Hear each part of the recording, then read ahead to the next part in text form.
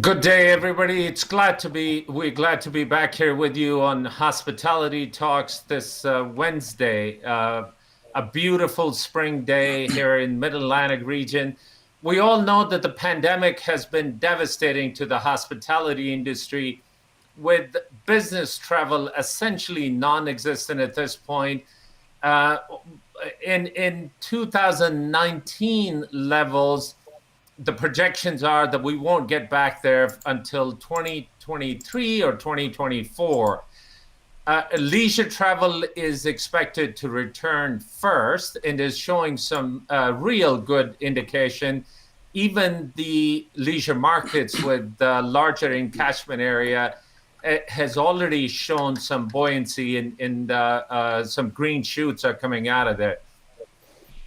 Now, particularly with the vaccine distributions, not domestically, I think people are gaining some more confidence. Despite the challenges that we continue to face in the hotel industry, market is very optimistic, with lodging REITs trading now at parity with pre-pandemic levels and C Corps slightly better. In a recent interview with the Fed chair, Jerome Powell, he's projecting a very strong rebound. So that sentiment continues on in our country.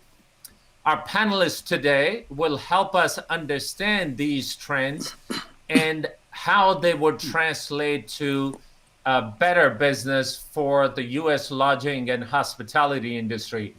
I'm Abid, thrilled to be here with you with Hospitality Talks, and I'm here with my co-host, Sam-Erik. Sam. Thank you, Abid. Yes, I'm very much looking forward to this discussion. Reading from the news out of Helsinki, you can real clearly hear there is a certain buzz in the air. People are excited about the business opportunities and also the pent-up demand. The vaccinations are rolling out very, very fast in U.S. So yes, let's hear what the experts are saying about all that. But that sounds very, very interesting. So let's bring the panel here and start the discussion. Yes, please. We have on our panel today, first and foremost, Chad Cooley, who's the co-founder and managing partner at AWH Partners. It's a New York City-based real estate investment firm founded in 2010. So more than 20 years old with a hospitality focus. Currently valued, the portfolio is currently valued at $1 billion. And AWH continues its pursuit of value add and distressed hospitality investment opportunities throughout the country. We also have joining us today Rich Hightower, who's the managing director of Evercore ISA. Rich has been involved in the analysis of REITs and lodging sector for a very long time throughout his career. So we look forward to hearing from him as to how he sees these different trends emerge. And last but not least, Ryan Meliker, who's the president and co-founder of LARC, which is Lodging Analytics Research and Consulting. Every time I say LARC, I think of Iron Man because he had a computer kind of named that way. Ryan, after a long career in analyzing gaming and lodging sector, working with some very reputable firms, he decided to launch his own platform. His unique blend of analytical expertise related to Wall Street type of environments and also a deep understanding of the lodging industry is core to what LARC delivers. Gentlemen, glad to have you with us. Welcome to Hospitality Talks. Thank you. Thanks, Abid. So if it's okay, Chad, lead us out with this discussion. Let's talk a little bit about what your past trailing 12 months have been like. What have you been focused on? What have been the good, bad, and the ugly, if you would? Thanks, Abid, and thanks, Sam-Erik. Pleasure to be here. The past 12 months have been like no other. I'm sure you've heard that from many on your show. I think I would break it into 3 timeframes. The first time frame was probably just the first couple of weeks, the second half of March in 2020, and that I would call the true, burning distress of COVID, the fallout. We went from in early March 2020, looking at some hotel investments in various markets around the country and expecting, maybe a 30% drop in demand for a number of months that would rebound quickly by the end of the year, to understanding by the end of the month that we were in for a very long, very difficult, challenging period. And during that first couple of weeks of COVID, we were on the phone with all of our investors and all of our lenders to tell them how bad the news was. And I can attribute a single day during that period to the toughest day of my career, when I had very difficult conversations with lenders and investors who maybe hadn't fully grasped how bad it was going to be and were very upset at some of the news I had to share with them. But we got through that quickly and spent the next 2 or 3 months really right-sizing the capital positions in our portfolio, streamlining management operations at approximately 30 assets across the country, which unfortunately came with the terrible fallout of many, many associates that we had to let go, knowing how long this was going to be. But we put into place new operating procedures, new policies, new safety protocols to operate during this period. And we actually only shut 1 hotel during that, like months of April and May, and it was a hotel that we were mandated to shut by the state of Vermont, actually. During that 2 or 3 month period, we were able to get our lenders straightened out. We were able to get our investors up to speed. We put a lot of capital into the ventures, and we were able to emerge from that by summer, bringing us into really the period we are now, which is waiting for a recovery and looking at new investment opportunities. And it's been an ongoing effort, but we're feeling very good about where we stand today. Well, congratulations first and foremost for working through all those challenging times, because every organization has had to deal with this pandemic, and fortunately we had never dealt with it before, and hopefully we won't deal with it ever again. But it has been a tough time. Chad, what were the conversations like with the lenders as you were trying to work through as some of these conversations? Were they willing to work with you? What are the requirements that you had to hit? What was that like? Yeah, great question. We were very early to the conversation with our lenders. And I remember it was probably about, March 10th when we were sitting in the office and realized this is going to change the world. And it was one of our first initiatives. Let's get every single lender in the portfolio on the phone for a conversation. And I think within the 5 following days, except for our CMBS servicers who kind of won't take your call often, we had a difficult conversation with every lender saying, we think demand is going to fall to almost zero, and we don't know if we're going to be able to pay your debt service going forward. I never, we're a company who actually to this day, we're very proud to report have never had a loan default in a property. And we've been able to do that by being the first at the table, having those difficult conversations and figuring out how to make it right for the lender and do it in a way that is financially responsible for us and our investors. I would say early on, lenders were very cognizant of how challenging things were going to be and very willing to work with us. We had a handful of situations with, call it higher leverage, distressed positions that we had to come to the table with substantial capital pretty quickly.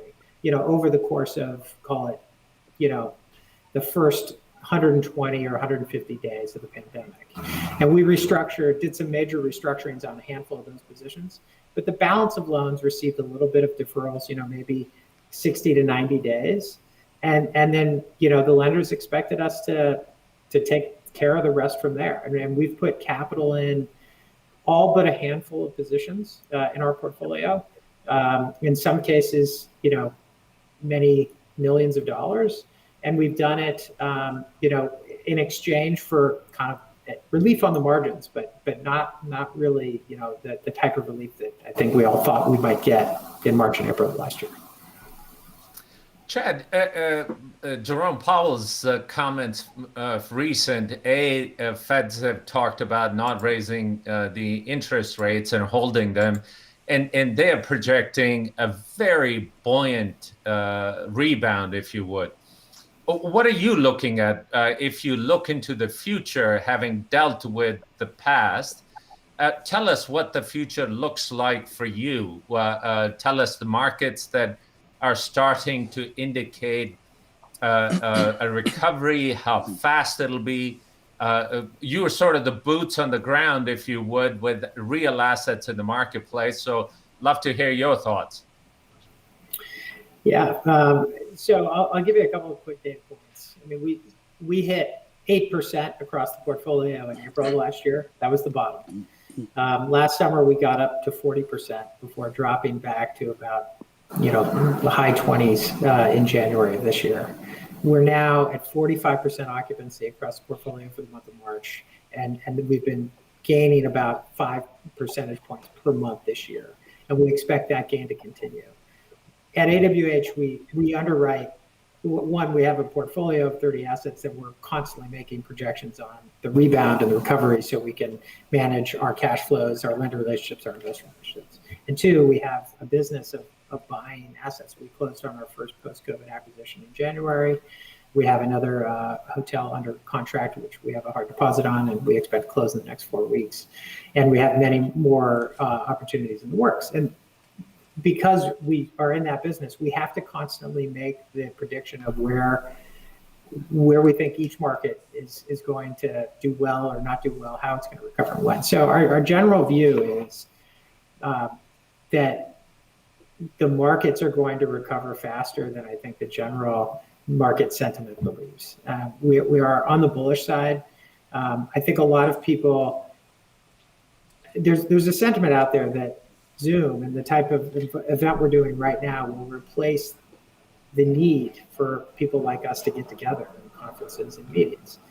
And the anecdote I like to ask such people is, what were people saying about business travel on the advent of the telephone? I think they were saying, you're never going to need to get on the train again because you can pick up the phone and call your customer. And we know that just isn't true. And so we believe on whole, business travel is going to come back strong. We think group is going to come back stronger. Whether it's 2023 or 24, maybe 25 in some markets is largely going to depend on microeconomic factors, demand drivers within each market.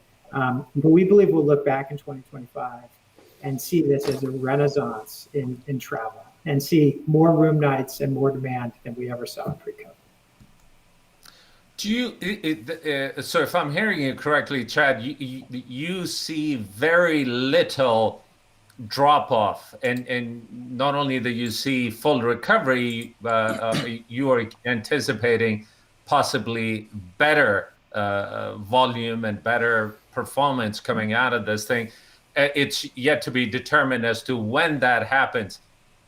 I tend to agree with you. I think it's going to bounce back very, very quickly, much quicker than any of us have anticipated, particularly now with the efficacy of vaccines and vaccines being rolled out. I think people are just tired of being cooped up. If for no other reason, they want to be able to socialize. So I think immediately that is going to bounce back. And these kinds of technologies that we're using, they are fabulous for content delivery, but building relationships and networking, I think you cannot replace being able to shake somebody's hand. Now, again, that might totally change. We might never shake somebody's hand ever again after this pandemic. But hopefully not. Hopefully we'll be getting together. In your portfolio, do you see the group segment booking again? Is the booking volume pretty healthy? We've seen very big differences between markets. We'll take a market like Boston. We have seen real struggles in Boston because I think the market as a whole has taken a very conservative approach to managing COVID. I think the caseload was higher, and that market has been much slower to rebound than take Atlanta or Dallas. These are markets that have signaled they're open for business. We have had citywide events causing compression in Atlanta. Dallas, we see group bookings, in the second quarter, growing in the third quarter and fourth quarter. And those markets are going to get the benefit of being open for business in, these kind of early post-COVID days. California has still signaled that group events might not be allowed until November of this year. And we are seeing the carnage in the hotel space because of it. So the reality is there's demand out there. People want to do the group events. They're booking. We are seeing that in places that have signaled it's allowed. Chad, I'll turn it over to Sam in a bit, but you talked about that you currently have a hard deposit on an asset and you constantly looking at it. Tell us a little bit about the cap stack. Is liquidity there? Are you able to put the capital stack together? What's that like? And is it as expensive as everybody keeps talking about? There's one thing that there is not a dearth of right now. It's capital. And we've seen both, we have a number of debt maturities that are coming, and we've been addressing those. I've run a process to go find new financing for a couple of loans. We bought a hotel with new financing. And there's an active competitive market in the debt world that is, started pretty expensive last year, but is ratcheting, more and more efficient on a weekly basis. So the debt capital markets are alive and well and active not only for acquisitions, but for refinancings. More expensive than pre-COVID. But if you're talking about a 3-year loan, yes, you're going to pay a little bit more over the next few years, and there's probably a little more structure than you might feel comfortable with. But that is going to boil off pretty quickly, and you're going to be able to refinance that loan with, I think, a pretty efficient piece of paper in the not too distant future as performance comes back. I'll say the equity capital markets are even more astounding. We have seen an incredible amount of demand from capital interested in equity capital, interested in the space, just contacting us, open to any kinds of deals, any kinds of structures. What are we seeing? And what I think everyone expected was a deluge of distress. And so a lot of capital was raised around that concept. What we expect to happen is not a deluge of lender distress or, lenders fire sales, but rather an orderly workout of deals that just didn't have quite enough to make it, weren't quite worth what the debt was, or needed capital investment that wasn't going to come from an exhausted equity ownership.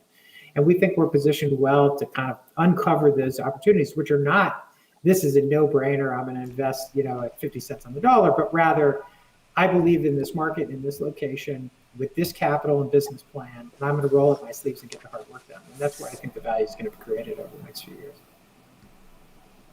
Thank you for that. I'm going to turn it over to Sam here, and I'll be back with you in a moment. Sam. Thank you. Yeah, Chad, just for the view of the viewers we have from around the world and particularly from Europe, could you give us a feel of the, you mentioned some locations already, but just looking at the US as a whole, are there some particular areas that you'll be focusing on more than others, and the size or type of assets that you'll be looking at? So just give a feel and a taste of what your plans are now for this year and maybe looking into next year. Yeah, we are an opportunistic investor, and we're looking to invest in places where we think the market has misunderstood value or pricing, and so we move. So if you look at our portfolio, we are, in 30 hotels across 18 states. We're geographically diverse. So I think to some extent we'll go where the opportunity is, but that doesn't mean we don't have markets that we really like. I think there's no question right now that the Southeast and the Southwest are places that have good tax environments. They're low cost of living. They're places people want to live. They're highly educated workforces in some markets. And those are places that are growing. And so we see investing in those markets as not only an opportunity in the short run, but as a long-term strategy. I would add to that the West Coast, which has noise because of things like that have happened in Portland and Seattle, California, but we believe in those markets long-term. We candidly have less confidence in cities like Chicago and New York that have deep-seated issues in their tax regime and their operating cost structures due to unions or otherwise. And we think there's going to be opportunities because there's a price for almost anything. But I think they're going to be fewer and farther between. It's going to be harder to attract capital to those markets. So we're spending our time elsewhere. Good. In about 10 years ago, I was sitting at the dinner table with somebody in Doha, and his name is Nassim Nicholas Taleb. And he has authored a book called Black Swan. And so we were listening to him, and this is quite amazing. How can you, all these unpredictable events, and it's going to have catastrophic consequences. Now, looking at 2020, Chad, what have you assume that you have now learned of this event, that what can happen? Have you planning for your business and you are in, how to possibly avoid, or what kind of plan you may have to consider that if there's another swan coming over that'll affect the business environment? Yeah, I loved the book, and as we know from reading it, and I'm a believer in, there will be more black swan events. I hope the next one doesn't take us to 8.6% occupancy in any month. But what if we have a world war? What if there's a major calamity of proportions we just haven't seen? What if there's another coronavirus?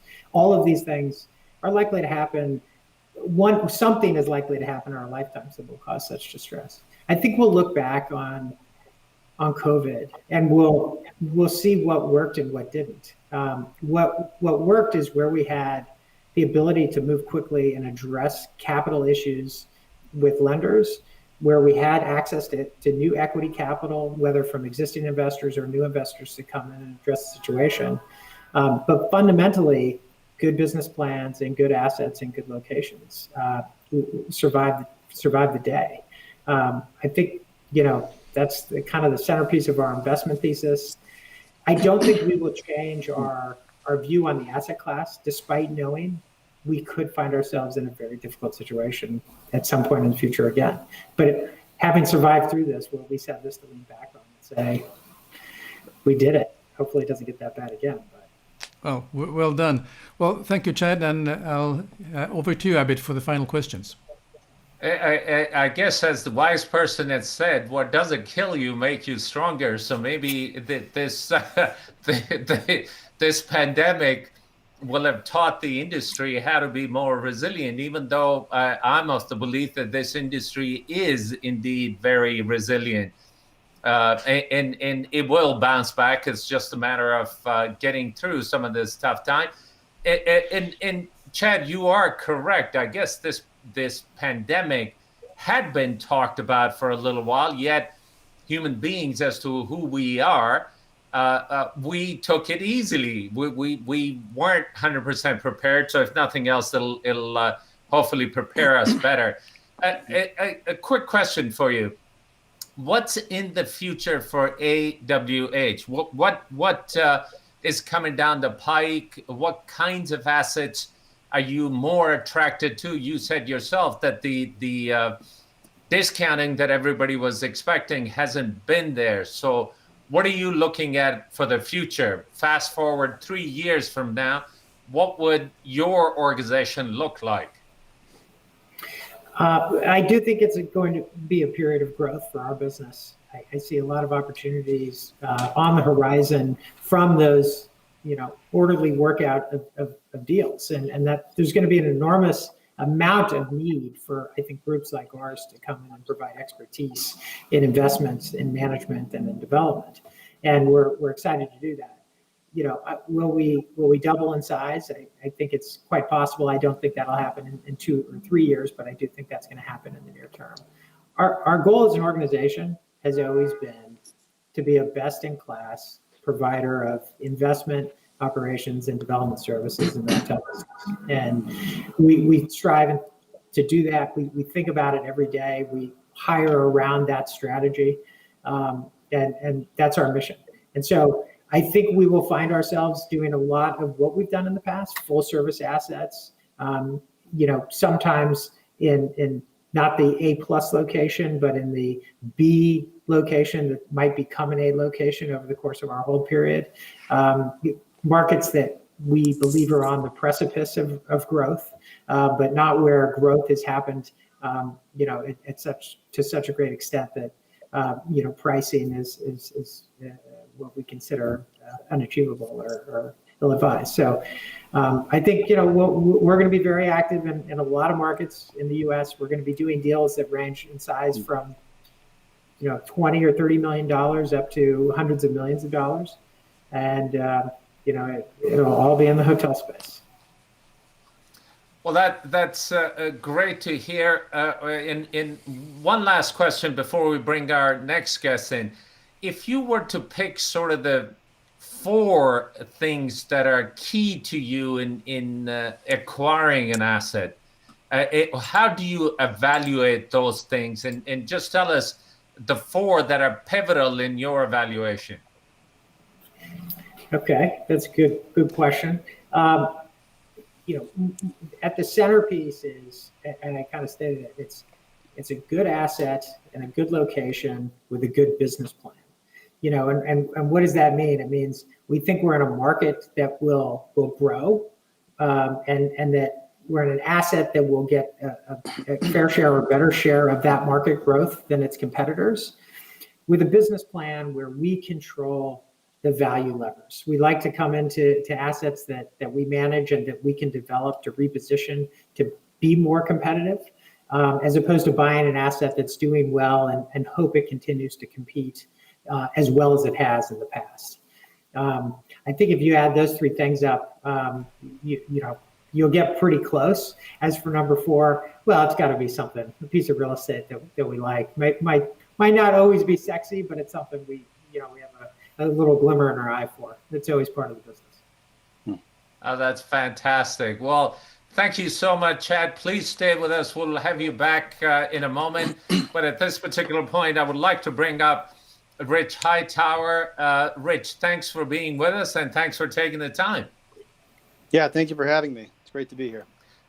Absolutely. So, Rich, talk a little bit about what's going on in the market. Why is it that the REITs and C Corp valuations are so strong? That's a great thing, but what's behind it? What are the fundamentals that are prompting that? Yeah, sure. I mean, look, first, I'd like to preface my comments by saying I think Chad said he had a lot of really good points. So in some sense, I'm probably going to echo a little bit of what Chad said, maybe with my own particular twist. But I think he made some points that I want to reiterate. One, the recovery in hotels broadly is very diverse, right? Across markets, across product types, across locations, and so forth. And so that's got to factor into the analysis. I think any thoughtful person can come up with a view that this is a 3-year, a 4-year, a 5-year, whatever recovery to prior peak. If we get there, I think there are probably certain assets in certain markets that won't get there, and there are probably certain assets in certain markets that could be there this year, right? So so that's one element that I think is very important. But if you think about equity valuation, if you want to boil it down, which is sort of what that's my day job for the most part, it's a function of profits and discount rates, right? Discount rates, you made some comments on Fed policy and maybe, where that's going to go for the next couple of years. I think the Fed's been pretty transparent about what their plans are. Interest rates, barring some huge change in sort of the underlying variables there, interest rates are going to stay low. And so discount rates and the way investors value properties and value securities and the way lenders think about the same. I mean, that's one side of the equation. The other side is the profit side. And I think, if you look at what's implied by current market prices in a lot of these companies, I think investors are implicitly pretty bullish about the pace of the recovery. So, even if I think it's perhaps a 5-year back to peak sort of recovery overall, again, with some nuance based on some of the differences across companies and so forth, the market might be underwriting a 3 to 4 year recovery. And I think we could probably, even in this, even on this particular show, maybe have a thoughtful conversation about why that might or might not happen. So I think that's kind of what the markets are implying now. I think, again, going back to some of Chad's comments, one thing that obviously proves critical in any downturn, but certainly in one of the magnitude that we just experienced and that we're slowly climbing out of, is the importance of either existing liquidity or access to liquidity, right? And I think, if we go back a year ago, the thought process was, wow, a lot of these individual assets and maybe even some companies are probably technically underwater at the moment. But if you have a good relationship with your lenders and also understanding the fact that most lenders probably don't want to take over hotel ownership or management, responsibilities, that's probably best left in the hands of the existing owner in most cases. You can understand some of the incentives on different sides of the table, and you could have come to the conclusion that, yeah, it's going to be tough. It's going to be really bad. But in the case of a public company with access to, multiple avenues of capital or extension, and covenant relaxation with their lenders and so forth, you could see a path to getting out of this, and in fact, a pretty healthy recovery trajectory for the equity value as well. And so that's kind of where we are today. I think, again, the market's probably pulling forward a little bit of optimism relative to the reality on the ground at this particular moment, but that changes every day, every week, in conjunction with stock market sentiment and so forth. So maybe I'll stop there for a second. Rich, draw some parallels to the past cycles. The last one, I guess, was the global financial crisis, and the one prior to that, at least in U.S. terms, was the 9/11. Are there some similarities? Are there things that we might have learned in those cycles that we could apply as the recovery kicks in? Yeah, good question. I think if we go back a year ago and I was scrambling to sort of recut my forecasts for what COVID-19 would prove to be, I think I took a sort of a hybrid view where, okay, the initial downturn is going to be something along the lines of 9/11. The longer term recovery is going to be something along the lines of what followed the financial crisis of 08-09. Obviously, the initial downturn proved far worse than even 9/11. And I'm still kind of implicitly assuming the recovery trajectory is going to be something close to what happened in the years following 08-09. And you have to ask the question, what are some of the structural factors that might make that true this time around versus what happened, those other times around? What structural factors are different today? What might be, similar to the past? And that has to sort of formulate and animate, I think, the way you think about these things. Obviously, you guys mentioned earlier, Zoom and sort of video chat technology, and whether that's going to have an impact on business travel, long term going forward. And I'm of the view, I think the jury's still out. To be honest with you, I certainly think this is inferior to the real thing, being in person, as all of you probably do as well. But I think at the same time, it's never been easier for me to maintain touch points and FaceTime with my clients.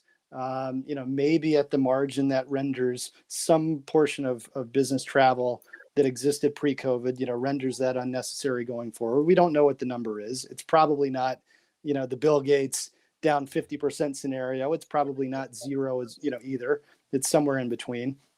So that's an interesting thing that sort of remains to be seen. I think it also shows the value of incumbency, right? In the sense that, most of us, if you've benefited from all of sort of the available technology over the last year, it's because you've already had these pre-existing relationships and what I would call sort of relationship capital going into COVID.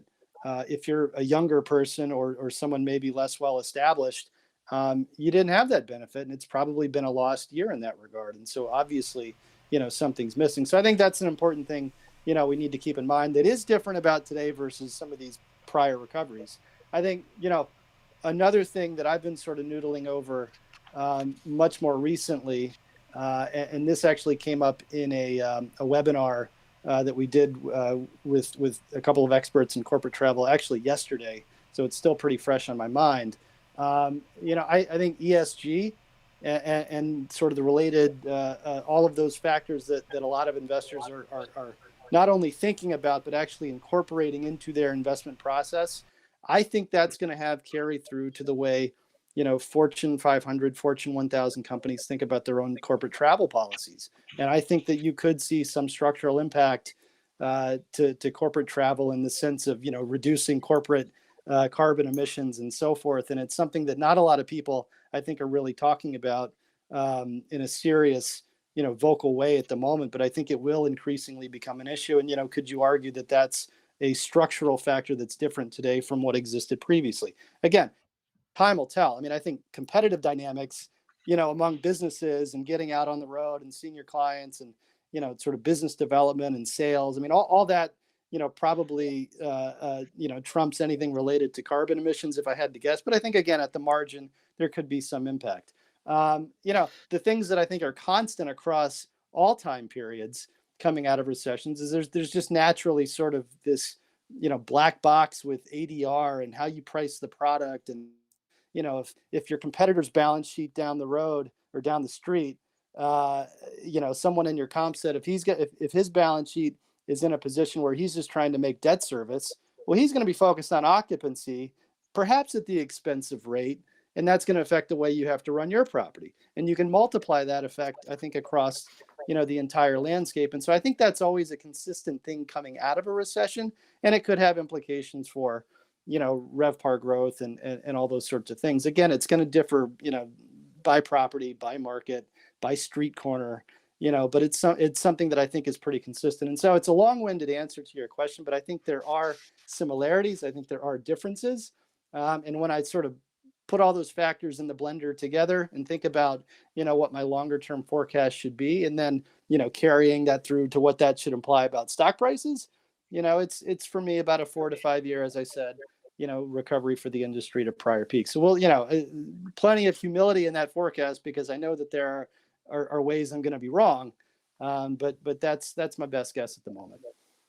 Fair enough. Rich, this episode is being recorded, and we'll replay it and see how close we come to our projections. But talk a little bit about the tax policy changes that are being discussed or talked about. Yeah. How do you think that'll impact? You brought up a point about ESG.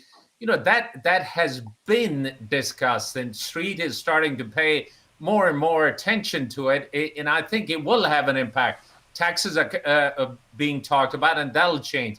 How is all that going to dovetail into either a recovery, a buoyant recovery, and or slow trickling recovery? Yeah, good question. I mean, I put a little section on corporate tax reform and sort of what's being, what the likely outcome might be from sort of the Biden administration's intentions in this regard. And obviously, Congress, ultimately is sort of the gatekeeper there. But I think in this context, I was comparing sort of lodging REIT and C Corp EV to EBITDA multiples, right? On an unlevered valuation basis pre-2017 tax reform.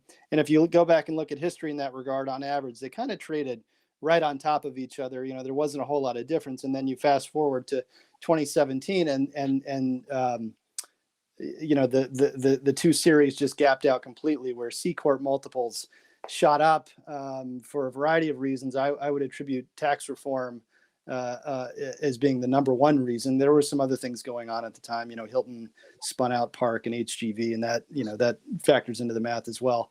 But the point, the overriding point there is that free cash flow conversion from EBITDA goes up when tax rates go down, right? That's the arithmetic of it. I think if corporate tax rates, on the other hand, go up in the future, even if not all the way back to where they were, I think you could implicitly see some narrowing of the gap in multiples and the way investors value these companies. So I think that was the point I was trying to make in a recent note. Obviously anything that any profits that corporations are not able to retain because they're paying higher taxes, should have some incremental negative impact on the way investors value the companies, in different senses as well. But that was the point I was trying to make. So, I'm not going to debate the wisdom of tax policy in a more general sense in this forum. We can do that offline, but that was the very specific point I was trying to make. Fair enough. Well, let me turn it over to Sam-Erik here for a bit, and I'll be back with you in a moment. Sam. Yes, Rich. Just looking at the whole situation in around the world, but also in U.S. about the unemployment and how people have been laid off. Do you still see that there's when we talk about pent-up demand for traveling? Maybe yes, there is business travel will be coming back because that's what they need to do in order to touch base with the clients and so on. But how about the leisure market? And do you feel that there is truly a pent-up demand, or are people now holding on because there are still people who are wondering, well, how long is this is going to last, and can I afford to take a holiday this year, or should I wait until next year? What are your thoughts in general? Yeah, it's a good question, Sam-Erik, and I like the way you frame it, where almost in a sense of do people look at their bank account today and make a decision, or are they a little more forward-looking and it's like, well, what's the optimal use of sort of my own personal cash flow or my balance sheet situation, if people want to think about it that way. Look, I think you look at the evidence on the ground right now, and the evidence on the ground says spring break in Florida is off the charts. Rates are very high, occupancy is very high. You could make the case that last year, to the extent people had extra savings in their bank account, whether due to unemployment benefits or other forms of stimulus or whatever, they've already bought, in some sense, all the stuff they want, right? Everybody's got the Peloton, everybody's got the whatever thing they wanted to spend money on last year potentially. I might take a little bit of nuance there and say, look, they're also buying a lot of houses, and they're renovating their houses as well, and that's going to eat into your leisure budget. But I think generally speaking, I mean, psychologically, certainly there's pent up demand to get out of the house and take a vacation. Financially, it's there's support for that. I mean, there's something like close to $2 trillion of extra savings in Americans' bank accounts collectively versus a year ago. At some point, at some level, that's got to feed in to leisure travel. So yeah, I think there's something to that. Is it a flash in the pan, a temporary thing? Is it going to be the same situation a year or two from now? Possibly not. But I think there's probably some legs to that thesis. Probably for the remainder of this year at least. Yeah. Well, here in Northern Europe, people are, of course, for the summer they're still taking the holidays are vacations a bit longer here than in generally than in US. But the plans are now, people are now booking like crazy for the winter holiday because they desperately are already thinking, well, I need some sun in December, especially if I live in the Nordics. So I mean, they're prepared to spend that money, even though they maybe should consider twice. Well, is it wise to say? But I think there's a little bit of that, not happy-go-lucky, but just a sort of sentiment that they will need to also look after their health, mental health, and wellness, and they are prepared to spend a little bit of that in order to get sort of that balance in their life after quite a stressful and strenuous time during this. I don't really have any more questions, but I just want to get your feel of this is how we see it in Europe, and also you answered my question already. Well, great. Well, look, for Rich, the sake of talk a little bit sorry. about some of the data points that you consider pivotal. Sam-Erik was bringing up unemployment. We've talked about the interest rates. As you go through these millions of different data points to project, if you were to sort of put them in a ranking order, what are the top 5 or 6? Sure, and I know Ryan's, but the next speaker is going to have his very quantitative view on this as well. So certainly don't want to jump the gun on that. But I think, look, if I had to pick, a couple of indicators that are the most important, that I like, what do you look at on a weekly, monthly, quarterly basis? The first thing you look at, I think jobs is probably the number one driver of demand, and that's not just true for hotels; it's true across a number of real estate sectors. So that's one that we're very keen on. Obviously there's a strong relationship historically with GDP. That's a very complex number, though. There's a lot of moving parts within GDP, and it's also reported on a lag, such that once it's reported, it's perhaps not that useful to the market. Because the market's already sort of moved in advance of what the GDP report is every quarter, but it's certainly got a strong relationship historically, and anything anything related to corporate investment. I like industrial production is a good statistic. Residential and non-residential fixed investment. So these are very macro type indicators, but I think those are probably the handful that I look at most closely and in the data prove are most robustly correlated with hotels. Rich, I was flipping through some articles earlier today. In one that comes to mind, that we're talking about the housing market being off the chart, and Yes. It might be because the interest rates are so low, mortgage is very cheap. Is that impacting in some way, shape, or form what happens to lodging and hospitality? Yeah, it's an interesting question, right? Because on the one hand, that flows into sort of the fixed investment pie that I just mentioned, and that does correlate well, positively with hotel demand. On the other hand, maybe it's the inverse of Sam-Erik's question earlier, about pent up leisure and, wallet share among sort of, how consumers are going to spend their money. And people are spending a lot of money on houses. And, you probably saw that, home prices, I think through February around the US were up something like 11 or 12%. Some markets are even higher. And so the prices are probably moving away, from people's ability to pay pretty quickly. Now, we can have a discussion about why that is happening.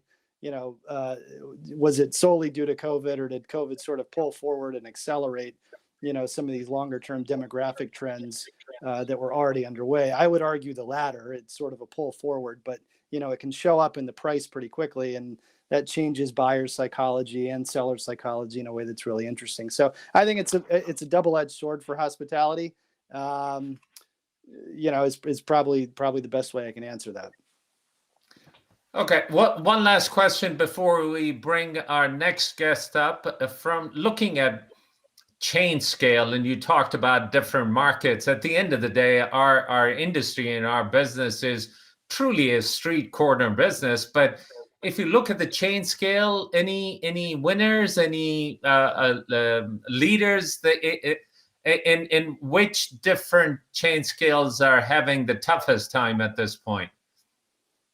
Yeah, sure. I mean, again, let's look at what the data tell us, currently. I mean, anything in the extended stay or the economy, in general category is doing relatively well. Resorts, assuming that they're open and they're in states that are open, are generally doing very well. If you're an urban, big box, heavily group dependent or heavily business transient dependent hotel, you're probably not doing so well, especially if you're in New York, Boston, Chicago, San Francisco at the moment. And so, at some point the comps get very easy, for segments that were so beaten down. So we have to be sort of careful how we think about that in our brains. But I think that's generally the story on the ground right now. And for those other categories or those other markets to show major improvement, as we all know, is going to be, completely contingent on vaccine rollout. I think return to office is a key indicator as well. And finally, some of those other categories will start to come back. I think with much greater force than they are right now. Well, thank you for that, Rich. I still have lots of questions. We'll come back to you in a bit, but at this point, I'd like to bring out Ryan Meliker with Lark. Ryan, thanks for being with us. My pleasure. Thanks for having me, and it's nice to be on with colleagues and friends, Rich and Chad. So if you want to agree and disagree with something that Rich has said, feel free to do so. No, I generally agree with everything Rich had said, but one point that I would make that I think is particularly relevant when you talk about the impact of the housing market and what's going on with pent-up leisure demand is that what we saw in the great financial crisis is that the housing market generally has a much bigger impact on the broader economy than the numbers might initially suggest. Typically, when more people are buying houses, they're buying more furniture, they're buying more appliances, they may be doing more renovation work, maybe there's interior design work, et cetera. And that trickle effect actually impacts the economy in a very substantial way. And when you think about the gross savings rate, as Rich mentioned, we actually saw the gross savings rate expand in 2020. A period of a pandemic when we saw, a recession, you actually saw the consumer actually end the year in a better position than where they began from a savings perspective. And that creates a substantial amount of access to capital to fund that leisure travel if they so want to do it. To give you some perspective, the savings rate in the United States at the end of 2020 was over 2 times what it was in 2010. And it grew by 5% in 2020 versus dropping by double digits in 2009 and after 9/11. So these are dynamics that kind of point to the leisure traveler having the access to capital, coupled with the housing dynamic, which we think will spur on stronger economic growth, which will ultimately drive an improvement in the overall economy and lodging recovery. I was talking to one of the industry colleagues in the leisure market, and they are having a tough time bringing some of the staff back because he was mentioning that a lot of the people, when they were furloughed, they went into construction, residential construction, because it is absolutely booming. There are so many sites that are under development, and a lot of people have gone into that side of things as opposed to hospitality. So not only that housing boom will impact the economy, hopefully it'll also have a positive impact on lodging. Ryan, talk a little bit about some of the leading and lagging indicators that you consider as you start to talk about the future of our business. Sure. Every market's different. So the leading indicators for New York are going to be different from Houston, which are going to be different from Lisbon, as you can imagine. The drivers, not only the feeder markets are different, but the drivers of those markets are a little bit different. Broadly speaking, the primary factors that we look at as leading indicators are things like consumer confidence, stock market, gross savings rate, business investment, or what Rich referred to as fixed investment in non-residential, and then those are some of the primary factors as leading indicators that we look at. You also look at convention bookings, for related to group demand, which is obviously a clear-cut leading indicator. Some concurrent indicators would be things like GDP, as Rich mentioned, jobs, unemployment rate, foreign exchange rates can have an impact, leading and concurrent. Office employment as well is a big one for corporate transient. And on a lagging indicator, we don't spend a lot of time looking at lagging indicators because by definition they lag, and we're trying to forecast, not see how things impacted. But the one lagging indicator that we do look at across a lot of different markets is kind of an autocorrelation or an auto regression, with the logic being an object in motion stays in motion, an object at rest stays at rest. If you think about basic physics laws, the dynamic that, if RevPAR is growing by 5% a year, it's unlikely to start to decline by 5% a year unless there's some other contributing factor that's going to cause that to shift in a meaningful way, like a pandemic, if you will, or a great financial crisis, or a 9/11 terrorist attack, something along those lines that's more monumental in nature. So we do look at that on a lagging indicator as well. So, from your lens, Ryan, what does the recovery look like? I think for GFC, the recovery was around, 60 months or so, 5 years for the recovery to bounce back. And 9/11 took about the same, but maybe a little bit shorter. From your analysis that you've done, when do you anticipate the pre-COVID levels being reached? Sure. So we look at things on a variety of metrics. When you think about pre-pandemic levels, if you look at it on a trailing 12-month basis, if you will, and saying, okay, where was the peak on a rolling 12-month basis? For RevPAR, it was actually in February of 2020.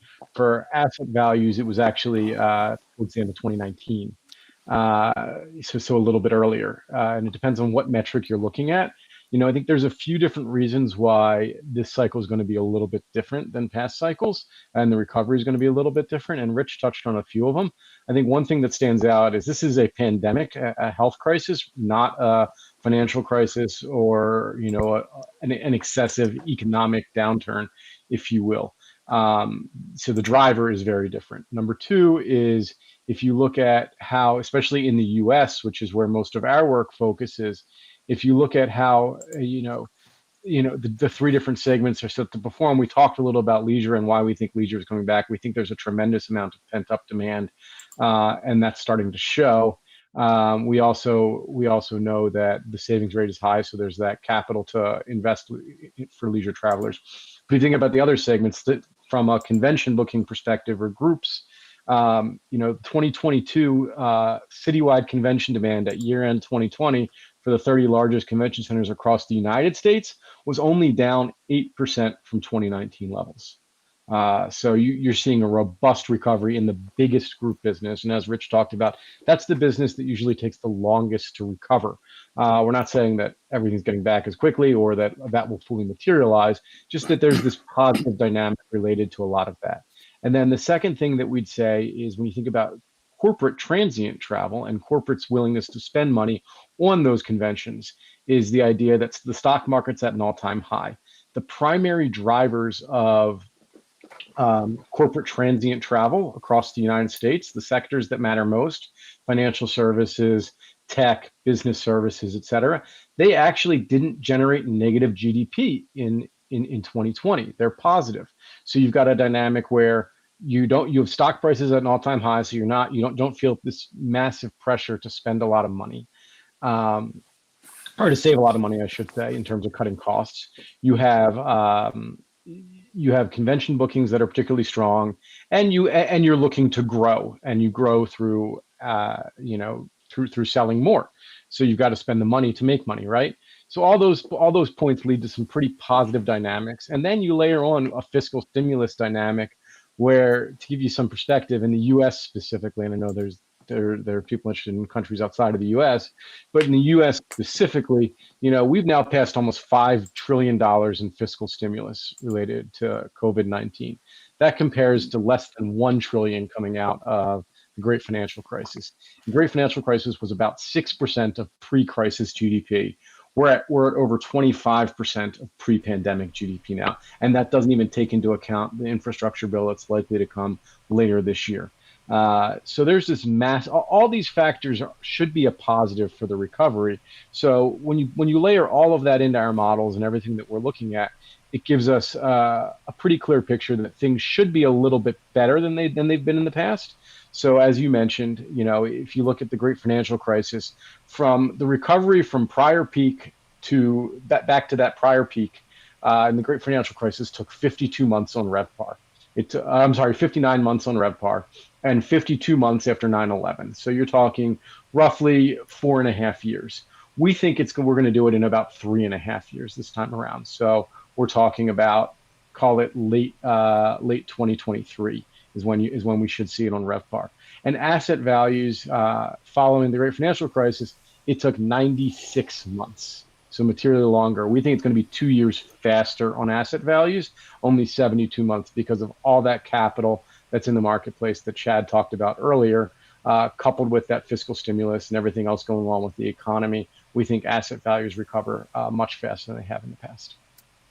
Well, asset valuations, so far, by all accounts, they are holding well. Now, people are projecting that in Q3, there might be more transactions and there might be more distress in the market because forbearance period might be gone, and some of the lenders will finally have to do something with these delinquent loans. But thus far, fortunately, the asset valuations have stayed.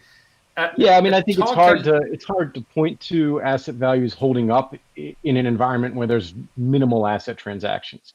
I think you have to look at what a fully transparent market would look like this year. I think if the number of assets that owners would have liked to sell actually sold this year, you would have seen materially distressed valuations. But the reality is they didn't have to sell; they weren't forced to sell.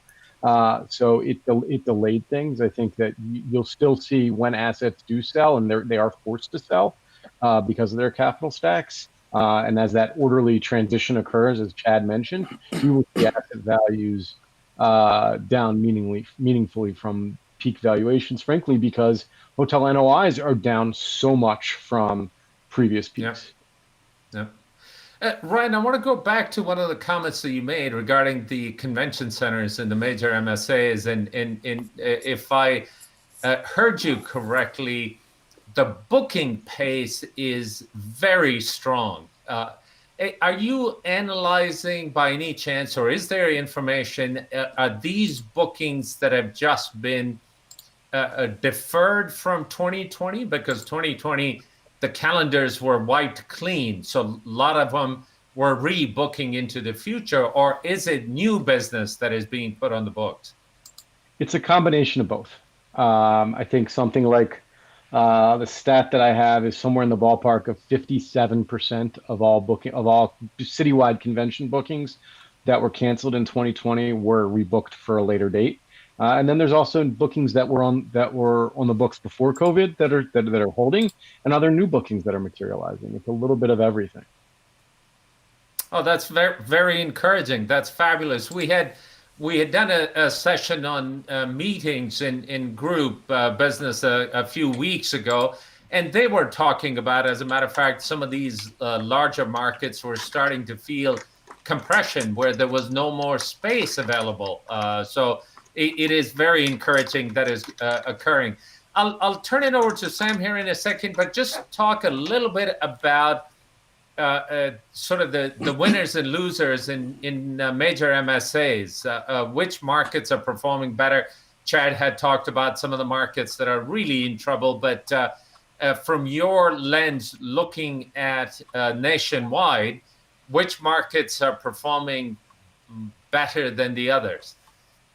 Sure. Well, not surprisingly, our analysis has similar results as what Chad talked about. If you look at this year specifically, you're seeing the greatest strength in markets that are a little bit more leisure oriented. So when you think about major markets, out of the top 26, that's going to be Norfolk, which is Virginia Beach and Williamsburg, Tampa, Phoenix, and then also Atlanta is performing particularly well. As Chad mentioned, it was one of our top 5 for this year. The bottom markets, not surprising, are going to be more core urban locations that are more business transient oriented, more convention oriented, and more international oriented. So New York and Chicago, as Chad mentioned, being the markets he doesn't like, are two of the worst performers this year. There are a handful of others. We'll see the impact of Anaheim, which is a market that is going to be challenged. It's very Disneyland dependent. And while, yes, Disneyland is open right now, or will be open by the end of the month, it's good, the opening is limited, and it's unlikely to see the international inbound travel to markets like Anaheim and Orlando for Disneyland or in Disney World that will have those impacts. So we're a little bit more cautious on markets like that. Whereas other leisure markets that are more drive-to destinations, or frankly even fly-to across the U.S. as the vaccine picks up, distribution will perform pretty well. I mean, one thing that's kind of interesting is if you look at TSA throughput and compare it to fully vaccinated people, we've got data, about 80 data points for every day since the first person was fully vaccinated in mid-January. And you look over the course of 3 months, there's a 68% R squared and 84% correlation between fully vaccinated people and TSA throughput. So very strong relationship. Now, as soon as people are getting vaccinated, you're starting to see travel pick up.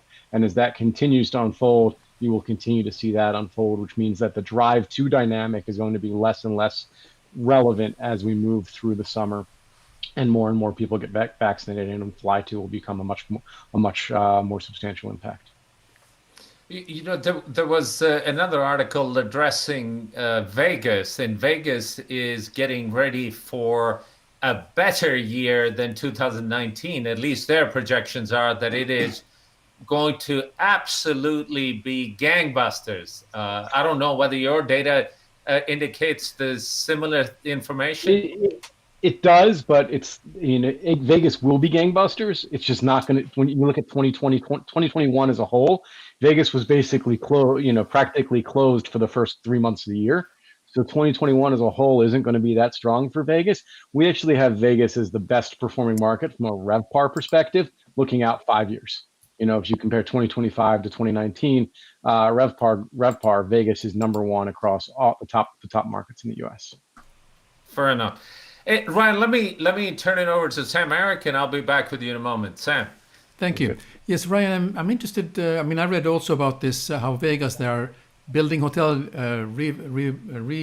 renovating hotels again and ready for a great year. But could you address about what has been sort of casualties during this pandemic of maybe permanent closures of hotels in the U.S. and then possibly new supply coming online? Mm-hmm. So there's definitely new supply coming online, and you're seeing more and more developers looking to take advantage of what they think will be a boom to travel going forward. While interest rates are extremely low, capital markets seem relatively open. All of that lends to strong development. But it's hard to get through that process right now because while the capital markets are relatively open, it's hard for banks to put capital to work in a non-cash flowing asset today when all their assets are non-cash flowing already. But that will start to shift. So a lot of that planning is already underway. That being said, we expect supply growth to be relatively modest, hovering around 2% in 2021 on an economic adjusted basis, not taking into account closures, and then moderating from there in 2022 and again in 2023. And beyond that, we might start to see things pick up a little bit, but supply growth should be relatively benign over the next 5 years. With regards to closures, there's been a lot of temporary closures. There's been a lot of talk that some of those temporary closures will become permanent. Our general view is that you're not going to see a lot of temporary closures become permanent. It's not going to have a big impact across the market. In the United States, you generally see the assets that will become that are temporarily closed that might become permanently closed are going to require one of two things: either to be torn down because they are in that level of disrepair and dilapidated, and then something new will be rebuilt, or there's going to be some conversion to a better use, which is expensive. If you think about where the challenges are from a cash flow perspective, those are primarily core urban locations. Less so than a lot of the suburban and secondary markets, the core urban older assets.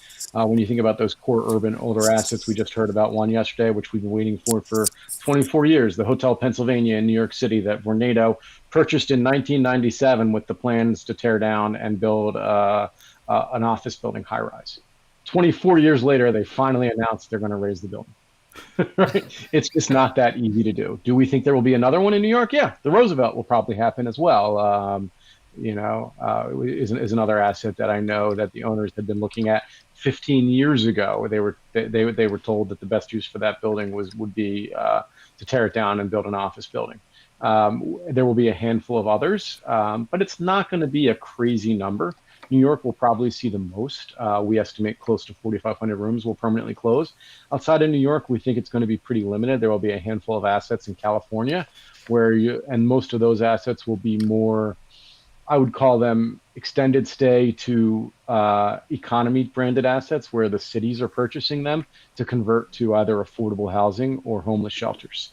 Generally speaking, these are assets that are older, that are less expensive, that aren't really competitive with institutional quality properties. There are some exceptions, don't get me wrong, but by and large, you're not seeing a lot of that. So we don't think you're going to see this tremendous wave of conversions just because of closures, because the conversion dollars just don't make sense in an environment in urban locations where nobody knows where office markets are going over the next 5 years. Does somebody want to spend a lot of money to convert a hotel to an office building?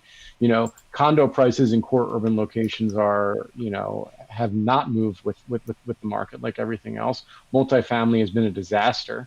So what makes sense? You're probably not building senior housing in a core urban location. How many seniors want to live in a high rise like that? It's just less common. I'm not saying it won't happen, but it's less common. So we don't think you're going to see that many conversions because the alternative uses just don't make as much sense. Yeah. Well, thank you for that analysis. It also reminds me a little bit about the impact of technology. I mean, also that people have been getting used to working from their home office, if you will, and then spending less time in the actual working place for the meetings and so on. What impact of technology have you seen that will affect also now the whole situation in the U.S. with the market? I mean, that's a great question, and nobody really knows the answer to the question. I can tell you where we think things are. Look, like Chad said, the advent of the telephone, everybody said business travel was going to die off, and it didn't happen. After 9/11, everybody said nobody's going to get on planes anymore. It's too dangerous. And then you set all-time records for airport activity and flight travel. And then in the great financial crisis, we had the great boondoggle that AIG did at the St. Regis Monarch Beach that was in all the papers and all the press. Oh my God, how are they spending all this money on this boondoggle? And incentive travel is dead. It's never coming back. Nobody wants to do anything with it again. And then sure enough, incentive travel set record highs. Maybe it shifted a little bit in terms of how it played out. It wasn't at the St. Regis Monarch Beach. Maybe it was at the Marriott in Newport or something like that. Still meaningful. The demand was still there. And I think what we've seen time and time again is in these environments, we expect this massive shift, and the shift tends to be more on the margin than structural change. Now, that being said, I think one thing that's going to be interesting that we have to watch is, this work from home dynamic. Because right now, corporate travel is corporate transient travel is extremely reliant on people being in offices. And if people aren't going to be in their offices, you're not going to be traveling to see them in their offices. We don't yet know how much corporate travel is really going to come back because we don't yet know how many people are going to come back to their offices. But to pose an interesting argument, what I always say about that is, look, I think what's likely to happen is corporations still value their offices and still value their cultures. And it's hard to build a culture with all your employees remote. It's hard to bring people in and get them trained and get them up to speed when they're remote, especially your younger staff. So there's a lot of challenges related to that. That would be the first point that I would make. The second point I would make is what I think is more likely to happen is similar to what I just talked about with travel. You're likely to see shifts on the margin, not outright. I don't think you're going to see Facebook say, okay, all employees can be remote, no problem. No, it may be more instead of, while we were reluctant to let you work a day or two from home before, now you can. Or if you really want to work remote, you can work remote, but you've got to come to the office a week a month. And if that happens, what it's going to do is create a couple different things. One, that week a month is going to create hotel demand. Right? That wasn't there before. And two, if employees are able to work from anywhere a couple days a week, maybe there's more leisure travel demand where they're going to travel and for long weekends more frequently, which would be good for hotel demand. And number three, when it comes to corporate travel demand, if all that plays out, maybe corporate travel demand gets a little bit more truncated from instead of Monday to Thursday, maybe it's Monday to Wednesday, where you don't actually lose the demand. It just becomes in a smaller period, in which case pricing power goes up. So all those factors could be positive. Don't get me wrong, we think there are some negatives that could be tied to it. But, this morning I read a research note from Citigroup where they surveyed 250 different corporate travel managers around the U.S. Who said that their 2022 corporate travel budgets will only be 4% below 2019 levels. And I think that points to the idea that corporate travel will come back. Yeah. And that's just 2022. We're not talking 5 years down the road. We're talking, next year. Yeah. Something very interesting over here is that people are now being used to working from kitchen tables and with any space they have. But now there's a additional real estate development or apartments are being developed where people are now demanding that they need to have also include a office space for their home, so they don't have to work from the kitchen table or the sofa. So there's a little bit of a different trends now in Europe, particularly in Northern Europe, about the apartment developments. But also there's another development where people are spending, in Finland and in Scandinavia, people are spending summers in some cottages. And now the cottage business has almost taken over the hotel business, whereas people are spending, they love to spend the winter in, if that's what people like, Arctic Lapland, to have their office over there because we have 5G over there too, so they can actually check out the weather for the morning for ski slopes. We go skiing in the morning, and then and they take the kids to school, and then they work from the cottage. So a lot of lifestyle changes have affected all this pandemic, and I was wondering, do you see any of that? I'm not referring exactly what happened over here, but just sort of that lifestyle change affecting in US also. Well, I think the big lifestyle shift that we're seeing that Rich touched upon is these net migration trends out of urban locations into suburban locations, the increasing housing dynamics and housing pricing and what's going on with the housing market in general. Because a lot of what that is people want more space, similar to what you just mentioned, wanting an extra office. People want more space. They want a home. They want a yard. They want a place to work, as opposed to having to be on their sofa or at their kitchen table. So that's certainly unfolding here. Whether that is a trend versus a structural shift remains to be seen. I think we remain optimistic that the vaccine rollout in the US will continue to progress and be successful over the next few months.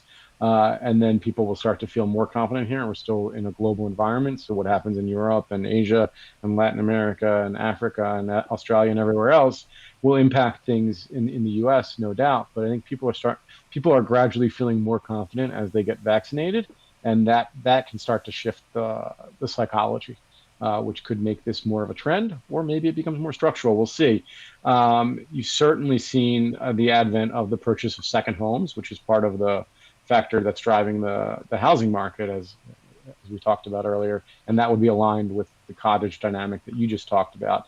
I can tell you that over the past couple of years, during COVID, the people in urban locations have created a mass exodus out of the city. New York became a ghost town. If you had a place to go outside of New York City, you went, period. And I think I don't think that's long term. But there were second houses that were purchased. There were some things that will play out. I actually think it tends to be more short term, and in 2 years' time, you're going to see a lot of those second houses come up on the market for sale. But we'll see. Okay. Well, thank you, Ryan. Over to you, Abid. Well, it will be interesting because we've been working differently and our behaviors have been a lot different for the past years. And typically, it takes about that long for your habits to permanently change. So it'll be interesting to see what happens, whether people would get on a train for an hour commute to get into an office, or would they rather get to the office as and when they need to, and what that does to the office asset class and the retails in the urban core and all the ripple effects that'll have. One question, Ryan, and then we'll bring everybody back in. Talk a little bit about the pricing power and the booking trends? What does that look like? When do you Sure. think the pricing power will kick in? Because typically the industry, for all the right reasons, we tend to drop the rates in hoping to create a demand, but I don't think it ever works, but it happens regardless. Your thoughts? Yeah, I think that's the challenge. I think there's a human element and a competitive nature tied to pricing power. Pricing is always is a challenging dynamic as a result. A lot of all it takes is one competitor to slash their rates, and the entire market can fall. And there are factors that can drive that one competitor. Maybe they need to cover their debt service. They're the inferior product. They have to be a lot cheaper to get the occupancy so that they can cover their debt service or cover payroll, things like that, whatever it may be. And that creates challenges with pricing power. The hope is that the industry is better off now than it's been in the past. Part of the reason why that may be the case is a lot of hoteliers learned a tremendous amount from the past couple of downturns, number one. Number two, pricing is much more sophisticated today than it's been in the past.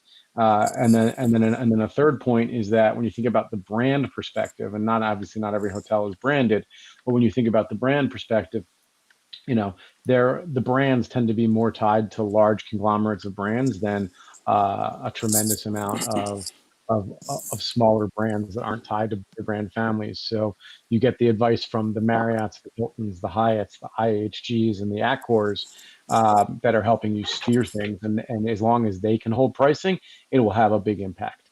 That being said, we still think pricing takes some time.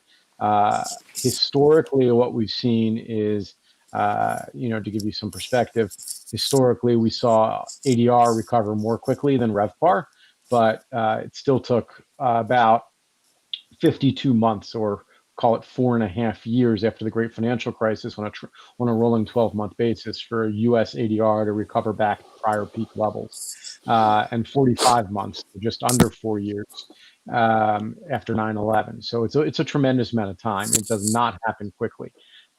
We think it'll be a little bit faster. We're forecasting 3 years. And then in terms of overall booking trends, where we are right now, one of the things that's kind of interesting, and one of the sites that I'll plug because I think they do great, very helpful, is SiteMinder.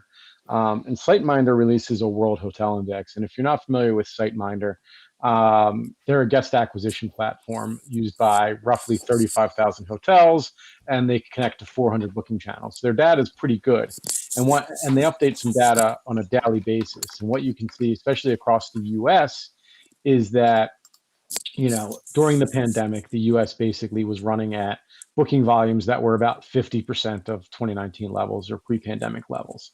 But you started to see things gradually increase since the vaccine rollout. Starting in, call it mid-June, we were running, mid-January, the US was running at about 45% of 2019 levels. And now the US is running at 78% of 2019 levels. So a massive shift, like I said, hovering around that 50%, and now we're up close to 80%. Global also was hovering around that 50% level. It took a dip down at the start of this year related to the pickup in the variants across Europe. It started to come back a little bit, but it's still hovering only around 53%. So the US really outperforming. You are seeing booking volumes really pick up. A lot of those booking volumes are very short term in nature, and right now they're geared towards the summer, pointing to much leisure travel more than anything else. But it's good data that tells us that things are starting to come back. Fabulous. Well, thank you for that. Sam, let's bring everybody back in. I will ask another question of Ryan. The lead time on the bookings being so short, I think that's something that is industry induced. At one point we had these very stiff penalties, and people would shop at the last second and cancel and rebook. So I think as a result of that, the lead time has been shortening over the past 5, 6, 7 years.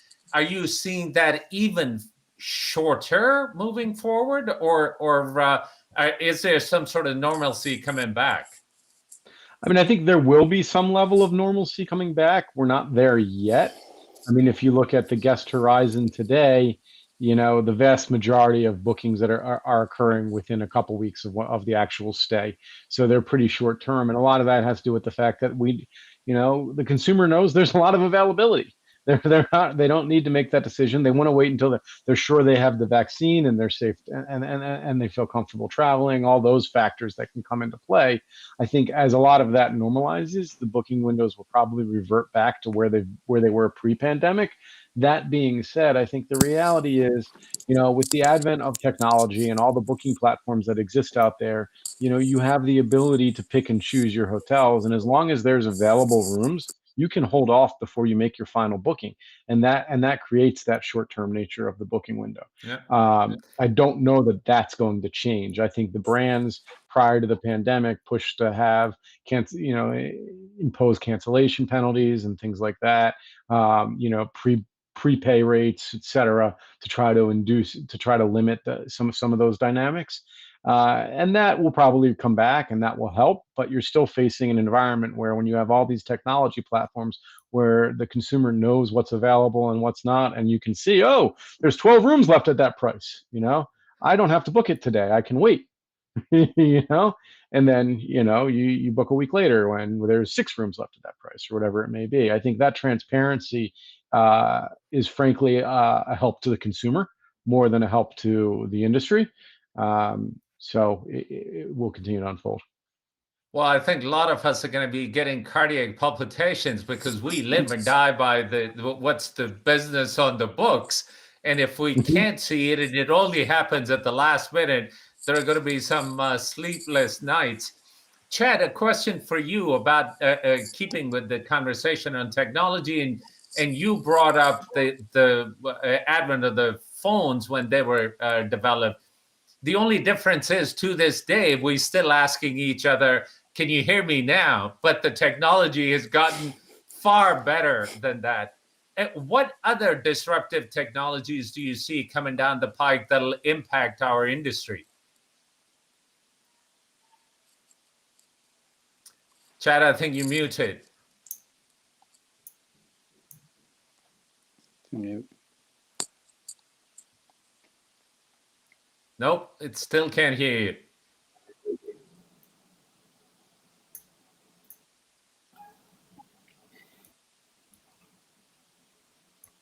Can you hear me now? Well, there you go. Yep. There you go. Yeah, that's so funny. Can you hear me now? So, technology. Apropos. So I tend to think our business is the oldest business, or one of the couple of oldest businesses known to humankind. And while technology will continue to evolve, how we achieve revenues, how we get customers in the door, and I do think that booking window will get shorter and shorter as you want to book the room on your way into the lobby. I do think the hotel business is here to stay, and while it's going to evolve and brands will evolve, there's going to be a need forever, and we'll continue to find ways to be successful. Rich, a question for you. We talked a little bit about, and Ryan alluded to that, on the office environment, whether people will come back or not come back. Any thoughts from the lens that you are putting on this sector? Because that will have massive impact on urban core. Yeah, that's right. And hopefully you guys can hear me. Yep. Okay, good. Yeah, no, I mean, like, I think we covered that adequately. I mean, I think, look, there's a distinction here, right? Because return to office, I think, must be the pre to business transient travel coming back, for the obvious reason. I think Ryan mentioned it, that people need to be in offices to meet in offices, right? The same is not true, for instance, for the apartment sector, where, if you have a return to office date that's set in the future, and you can see that, you could see apartment demand in New York or San Francisco or some of these heavily beaten down markets.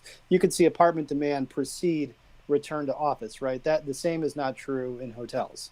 Okay, so I think that's an important distinction.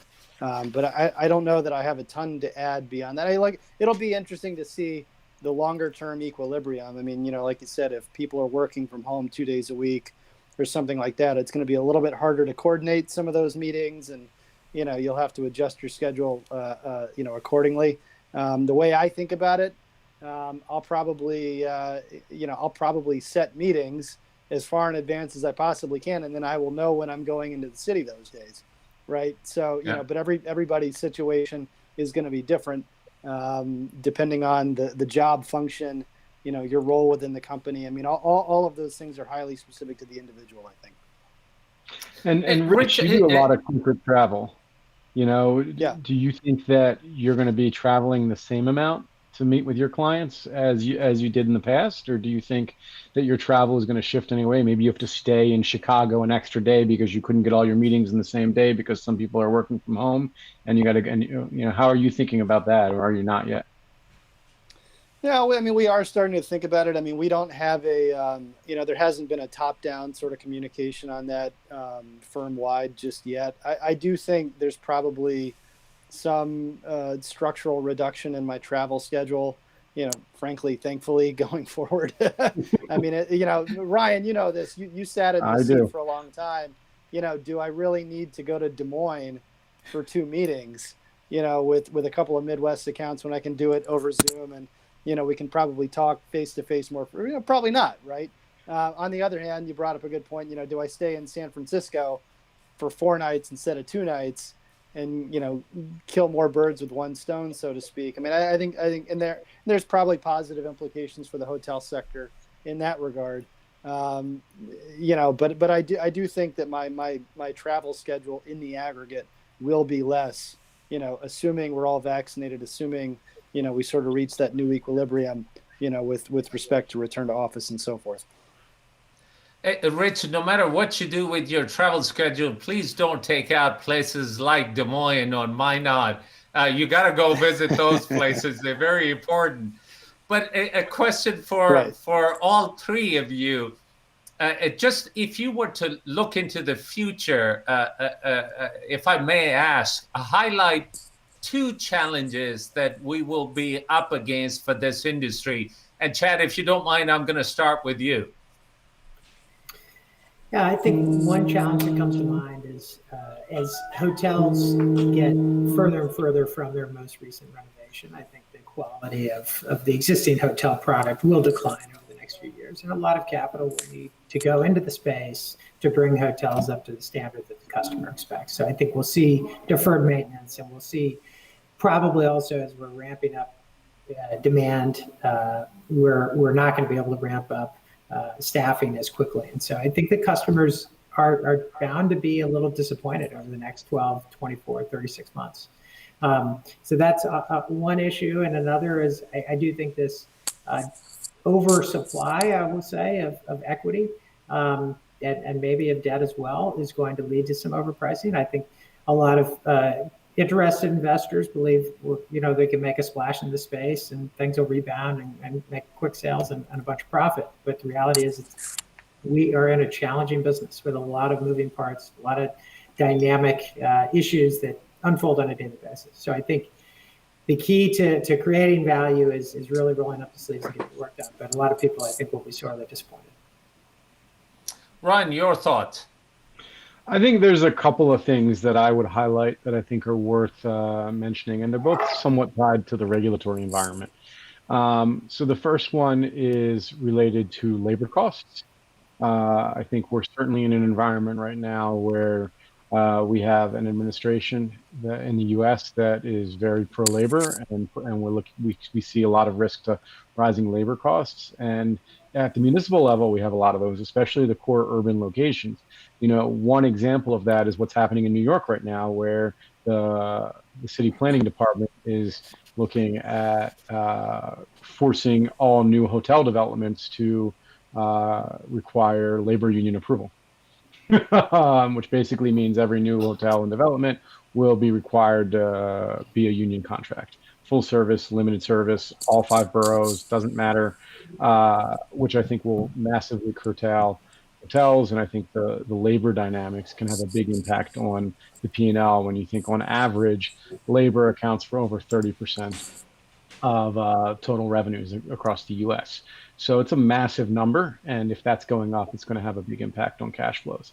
I think the second thing, which is also partly related to the labor environment, is we can't the regulatory environment is we can't underestimate the growth of the short-term rental market with the Airbnbs and the VRBOs and other segments of the world. It's still a small segment of the total accommodations industry. Total accommodations, I think across the U.S. it hovers around 5% of overall demand, so it's still modest, but it's growing, and it's growing primarily driven by supply, and that supply gets curtailed by regulation. Right now, a lot of that is happening on an uneven playing field, if you will, where Airbnbs aren't and VRBOs aren't forced to comply with ADA laws. Some of them aren't required to pay occupancy taxes, other factors that come into play, and without regulating that environment to an extent, I think it's going to continue to grow and cut into the hotel industry, not just in the U.S. but globally. We're seeing regulation materialize, but it needs to happen not just at the municipal level, but probably on much larger scale. Fair enough. That topic has come up a few times. Rich, from your lens, do you see anything differently? Any additions to what has been said?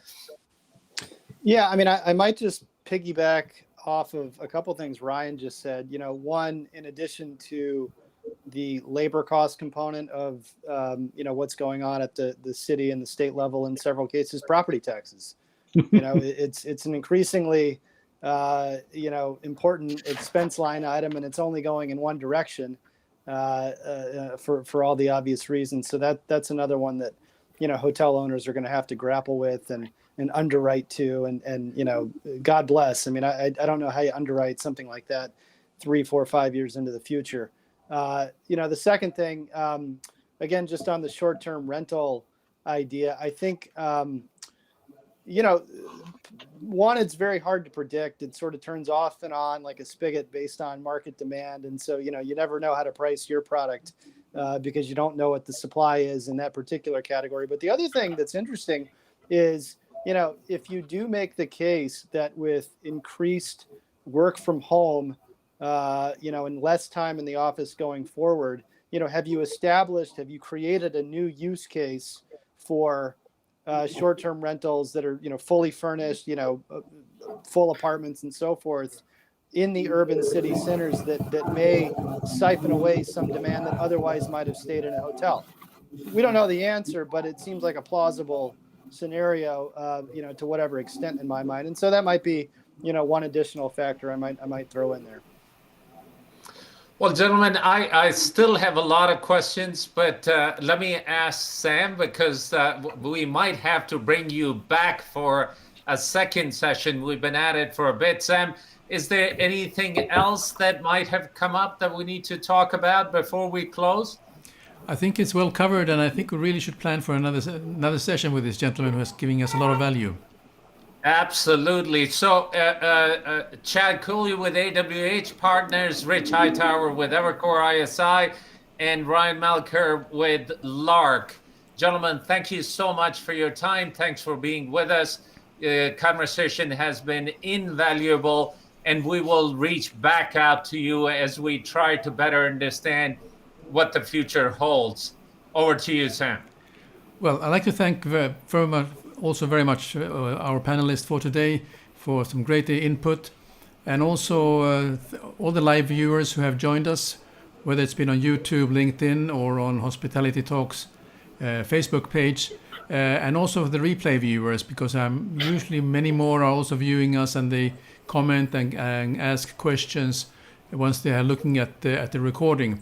But also this will be also available as a podcast at the Hospitality Talks podcast, so you can check on your favorite podcast channel. And please, if you're on Apple Podcast, give us a review or a heart or a thumbs up that you like this, because that gives us a chance to spread the gospel to many, many, many more people. So with this further ado, I'm looking forward with Abid to see you again in our next episode. So thank you very much again, and have a good evening. Thanks, everybody. Thank you. Thank you all. Thanks, gentlemen.